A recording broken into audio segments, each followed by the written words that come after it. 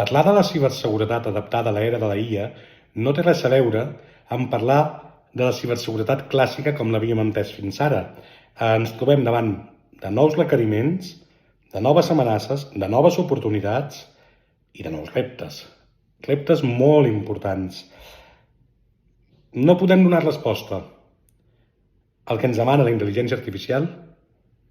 amb eines de ciberseguretat dels anys 80, 90 o 2000. Ens movem cap a un nou paradigma. Hem evolucionat, però també ens hem revolucionat. No només estem vivint una evolució, que en molts aspectes sí, és una evolució pura i dura, i fins aquí podríem arribar a entendre que les eines de ciberseguretat també evolucionessin per donar resposta a els nous requeriments de la intel·ligència artificial, però a la vegada,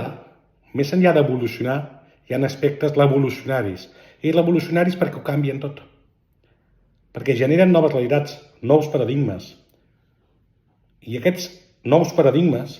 necessiten noves respostes, i aquestes respostes encara estan en construcció, i estaran, però les comencem a trobar, per exemple, amb frameworks com el del NIST, però sobretot, i és el que vull que se us quedi molt gravat a la memòria, el que sigui el que tingueu com a baluart de la ciberseguretat adaptada a l'era de la IA,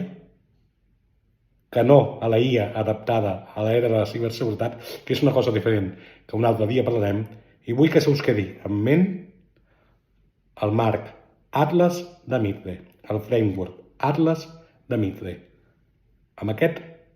framework i els seus pilars, treballant sobre ells, ens trobarem preparats per treballar en i sobre aquesta nova era de la IA